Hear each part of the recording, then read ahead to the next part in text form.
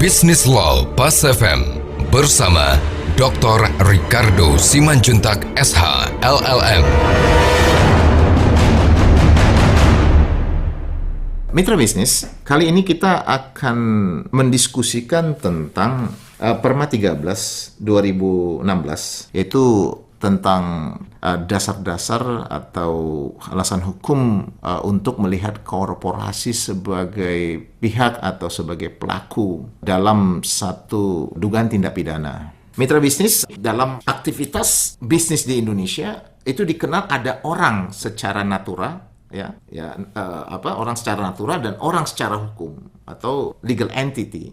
Nah, legal entity itu ada beberapa yang kita kenal, seperti misalnya perseroan terbatas kalau dalam aktivitas komersial, yayasan dalam aktivitas lebih pada sosial, ya sekarang juga perkumpulan, koperasi. Nah, ini adalah satu perkumpulan orang-orang dalam konteks masing-masing sesuai dengan tujuan atau dasar pendirian perkumpulan tadi yang akan bersama-sama melakukan aktivitas menuju pada maksud yang mereka mau, sehingga baik perseroan terbatas maupun perkumpulan dalam bentuk entity tadi maupun yayasan atau koperasi itu menjadi satu vehicle yang akan digunakan sesuai dengan maksud dan tujuan dari masing-masing kendaraan tadi. Nah, secara lebih khusus kita lihat dalam aktivitas bisnis, orang cenderung akan menggunakan kendaraan bisnis yang kita kenal dengan perseroan terbatas atau PT. Nah, PT ini ketentuan tentang katakanlah pendirian dan juga aktivitas dan dasar hukum dari perseroan terbatas di Indonesia itu diatur pada Undang-Undang Nomor 40 ya tahun 2017.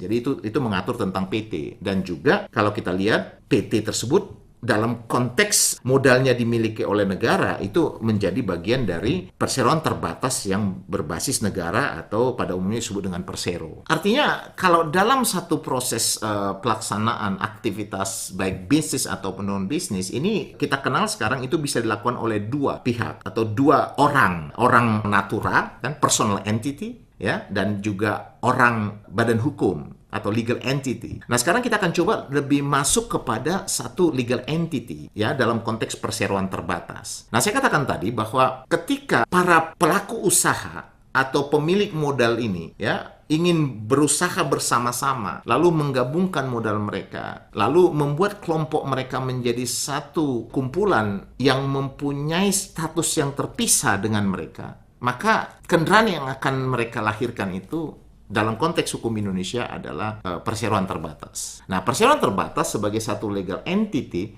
dia mempunyai subjektivitas yang setara dengan manusia. Dia mempunyai hak untuk memiliki kekayaan. Dia juga bisa bertindak setara dengan manusia dalam hak-haknya sebagai warga negara. Ya, dia melakukan katakanlah aktivitas bisnis, bisa menggugat dan digugat. Nah, ini dia memiliki satu sifat-sifat yang setara dengan manusia dalam melakukan aktivitas baik perdata maupun tindak langkah hukum yang berhubungan dengan ketentuan hukum publik. Perseroan terbatas ini karena dia adalah artificial entity, maka tentunya dia tidak seperti manusia biasa. Karena saya katakan tadi dia lebih pada vehicle, dia merupakan kendaraan yang mempunyai status setara dengan manusia. Nah, ketika dia merupakan kendaraan, maka dia akan dijalankan, bukan dikendalikan. Dia akan dijalankan oleh manusia. Nah, untuk itu kita lihat dalam perseroan terbatas, dia memiliki 3 organ. Organ pertama itu adalah rapat umum pemegang saham yang merupakan perwakilan pengendalian dari perseroan sehubungan dengan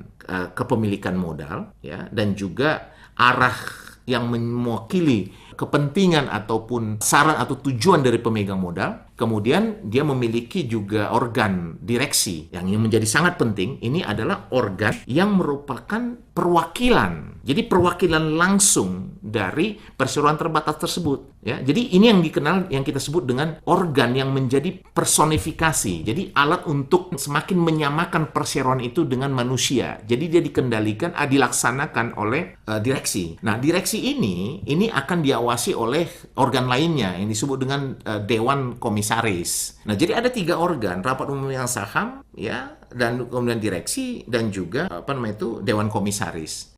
Mitra bisnis, demikian pembahasan kita hari ini. Saya Ricardo Simanjuntak untuk Bisnis Law Pas FM.